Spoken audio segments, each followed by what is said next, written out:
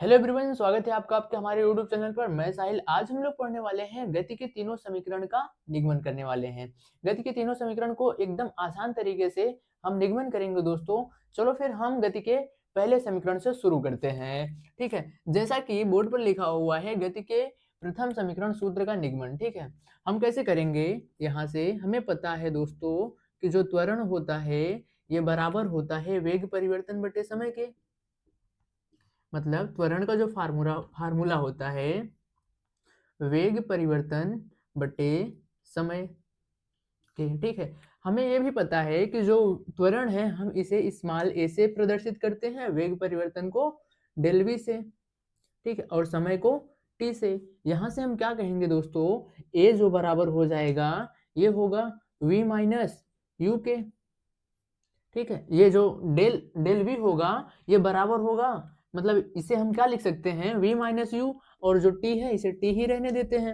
अब हम क्या करेंगे, ये जो t है इसे इस तरफ ले आएंगे, ये गुणा हो जाएगा, इसमें हो जाएगा at is equal v minus you.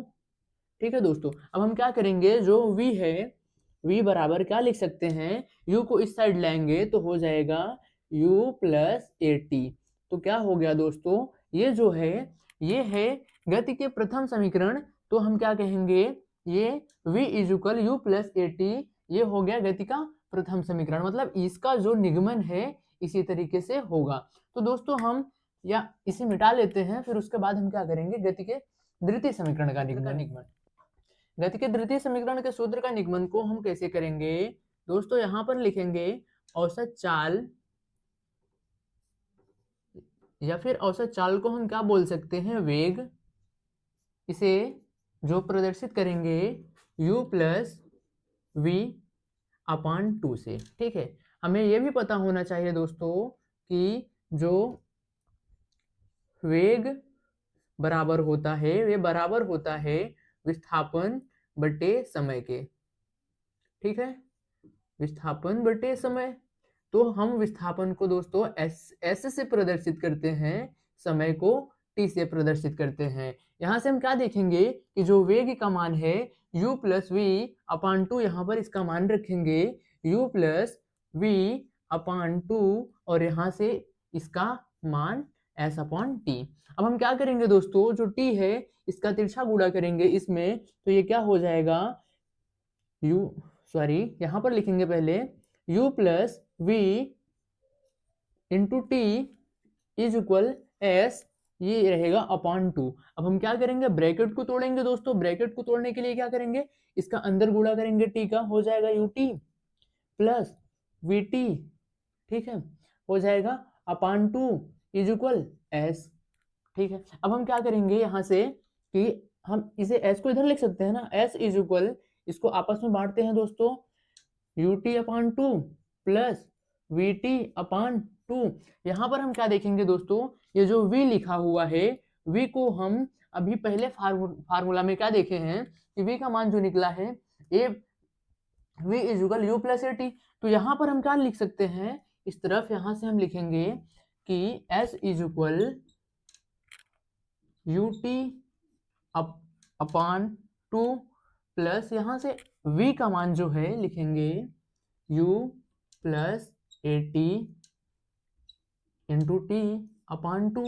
ठीक है, यहाँ से s विस्थापन बराबर क्या हो जाएगा, U T upon two plus इसका अंदर गुणा जब करेंगे दोस्तों तो हो जाएगा यू टी अपान टू, एक एक में आपस में बांट देते हैं तो हो जाएगा ए टी स्क्वायर अपान टू। यहाँ से देखेंगे दोस्तों s इज इक्वल ये हाफ हो करके दोनों जुड़ करके कितना हो जाएंगे, 1। ठीक है, हाफ हाफ जुड़ करके कितना हो जाएंगे, 1।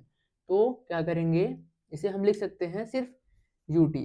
ठीक है, यहाँ से plus half a t square. तो दोस्तों ये है गति के हाफ ए टी,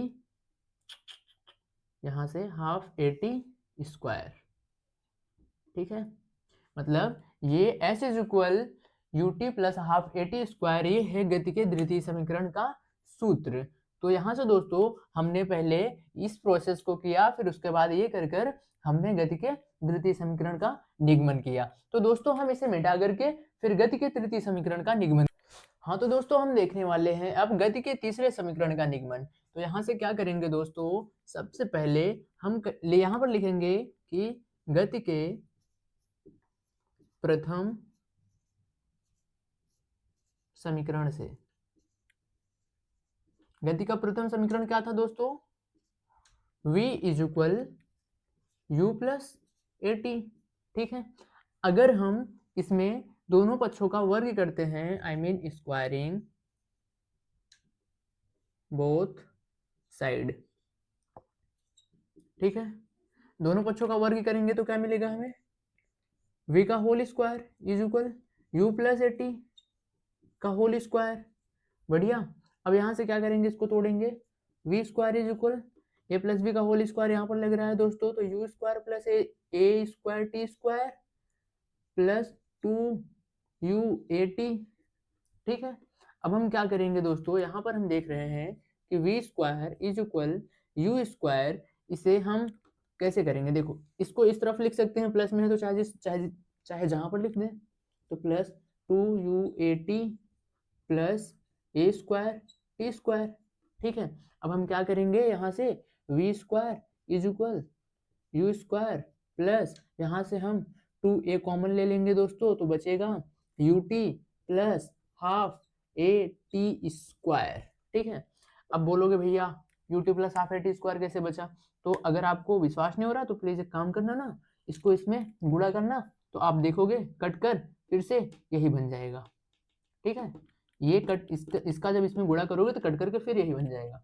तो हम यहाँ से क्या करेंगे, v square is equal u square plus यहाँ से 2a, यहाँ से अभी दोस्तों u t plus half a t square का मान हमने, आई मीन एस का मान u t plus half a t square गति के दूसरे समीकरण से भी निकाला था, तो इसके जगह हम सिर्फ एस लिख सकते हैं, एस।